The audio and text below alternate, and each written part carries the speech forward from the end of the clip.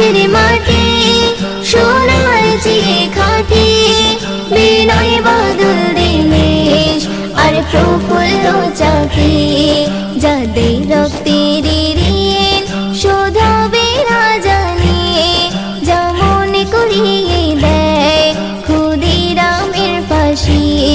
সবুজের সোনালি আমার জন্মভূমি, ভারত মাতার সন্তান নিয়ে এলো আজাদি।